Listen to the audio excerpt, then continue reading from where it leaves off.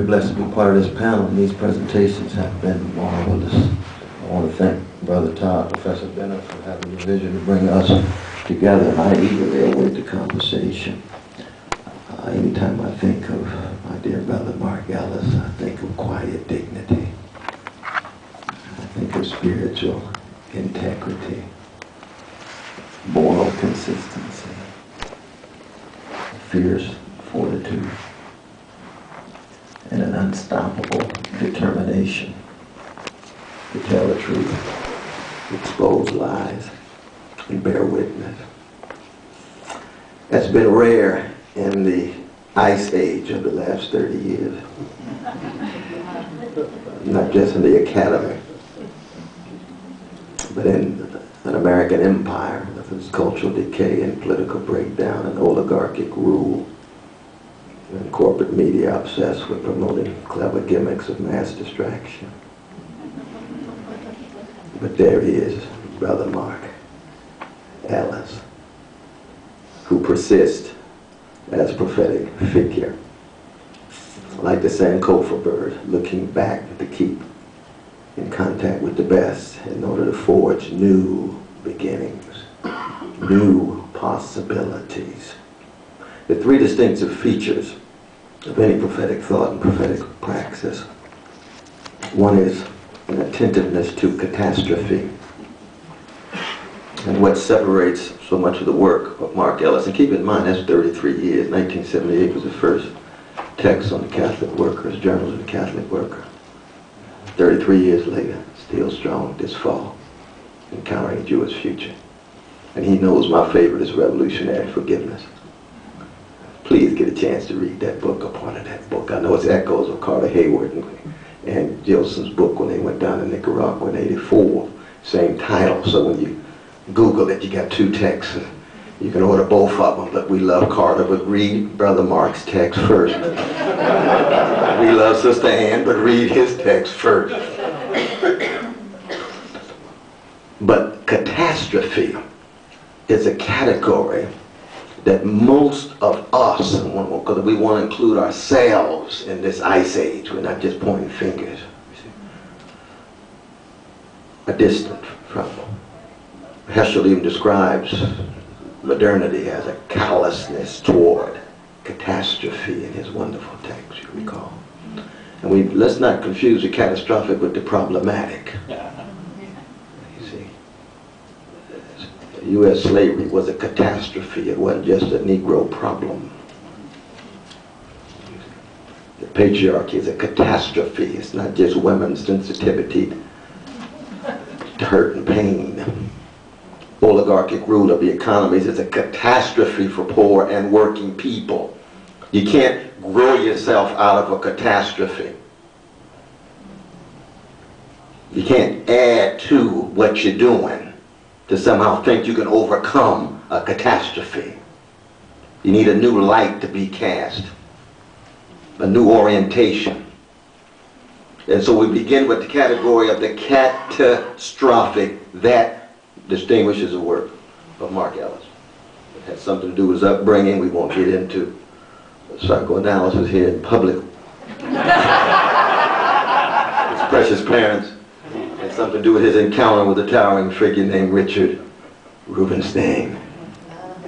Profound, unpersuasive, profound in his wrestling with the catastrophic. But no place, that wonderful moment, page 214 of Revolutionary Forgiveness by Marc Ellis, when he says, Rubinstein misses the role of the power of loved in lived history. So he backs off and says, all I see is cycles and recycles of power, and we Jewish brothers and sisters who've been treated viciously, and he's right about that. We better get our power with our nation state, and get our military might with our nation state, in our alliance with the U.S. empire, with our nation state, so there will never ever be another Holocaust. We can all understand the motivation. Jewish brothers and sisters deserve as much love as any other slice of humanity. But at the same time, when you keep the future of humanity in mind, that encounter with the catastrophic and that response to the catastrophic will reinforce a moral blindness. So you end up with an immoral occupation of Palestinian brothers and sisters who are just as precious, no less and no more, than our precious Jewish brothers and sisters. And then there was William Miller at Marquette, magisterial biographer of that inimitable sister named Dorothy Day. A harsh and dreadful love. Dorothy Day and the Catholic Workers Movement. And Brother Mark, a Jewish brother, would be so moved that he would become part of the movement and spend a whole year with the Catholic workers dealing with the poor. It's not too many Christians who decide to spend a year with a Judaic organization engaging with poor people. Kind of Christian arrogance has been the worst of the history of my own Christian tradition that contributes to the vicious anti-Jewish hatred that's been shot through Christianity, pre-Constantinian, Constantinian, post-Constantinian, up to present dominant forms of Christianity. Let's be very candid about the vicious forms of anti-Jewish hatred shot through interpretations of Christian narratives, not just focused on the book of John.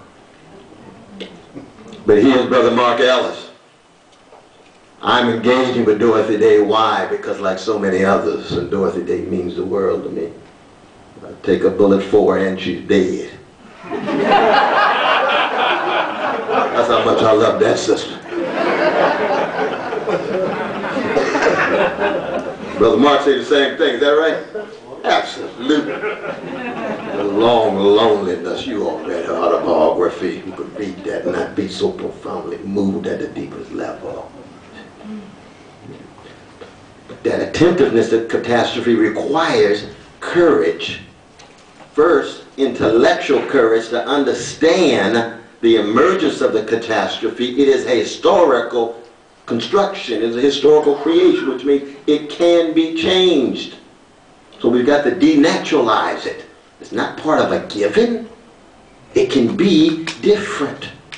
But that means that the intellectual analysis of the emergence of the catastrophe, historical conditions under which it emerged, how it's sustained, hegemonic structures, elites playing their role, and so forth, requires connection with an intellectual tradition that has been in place. And he is open to a variety of forms of intellectual weaponry. It could be the radically secular analysis of Edward Said, who he's written with great power and who was a dear friend. We know Edward Said is one of the great towering democratic and public intellectuals of the latter part of the 20th century. Not just talking about Israel and Palestine, but of empires as a whole. Culture and Imperialism, one of his classical texts in this regard.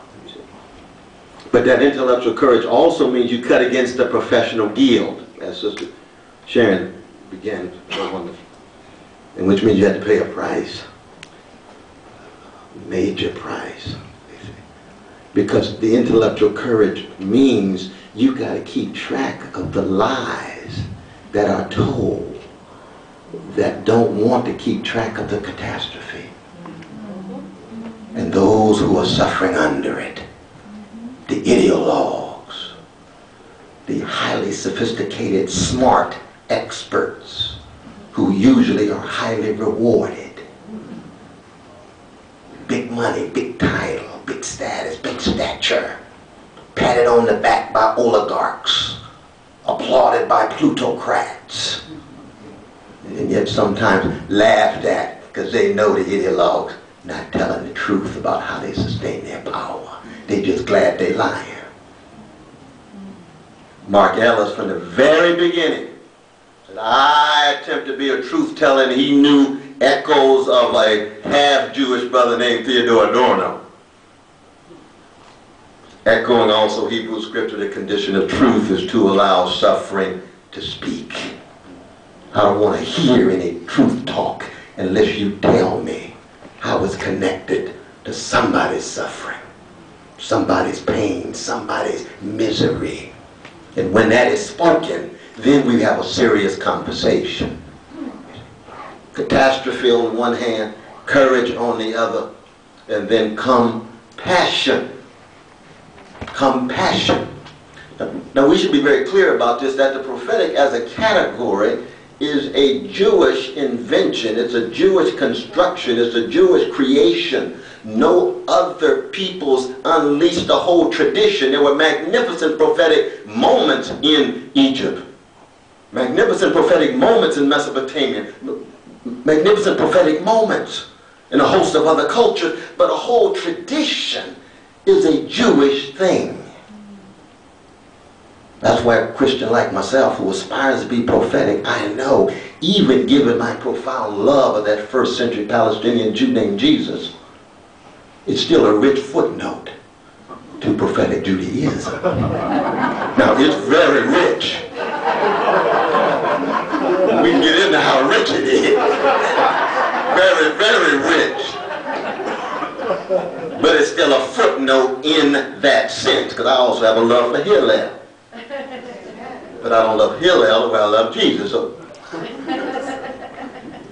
But the crucial thing is that category itself that our Islamic brothers and sisters use, even secular folk appropriate, and Christians use, of course, comes out of this rich prophetic Judaic tradition.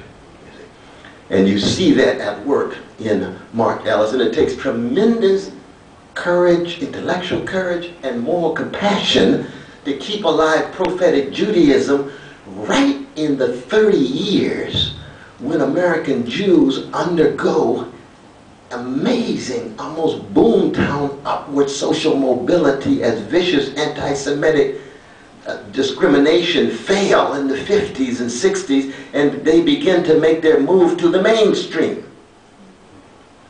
You see? So that intense bourgeoisification of American Jews that is a distinctive feature of the American historical landscape between 1950 up until the 1980s and 90s, pits Brother Marc radically against the grain of his own Jewish community.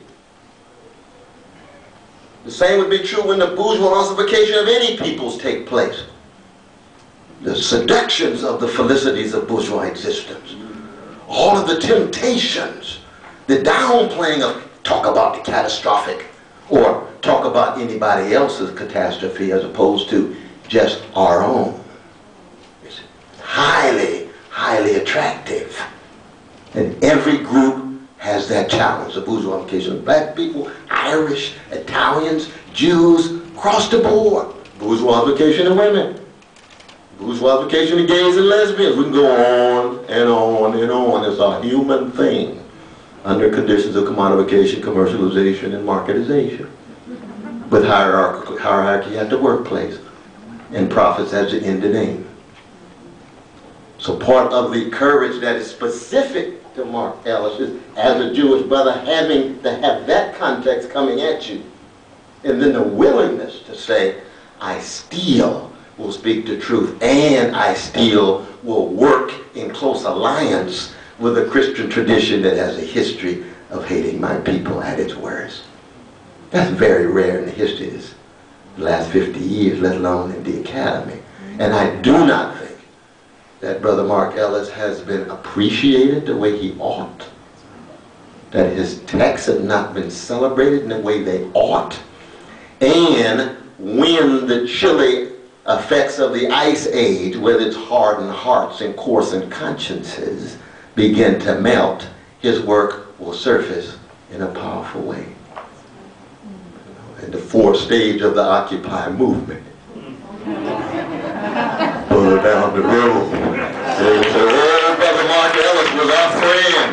He was our truth teller. He was our witness bearer. You may have mistreated him, marginalized him, undervalued him, not appreciated him, but we do. You all just had a deliberate blindness and a willful ignorance of somebody who was willing to bear witness intellectually, morally, existentially. And that's why I'm so blessed to be here. Thank you so very much.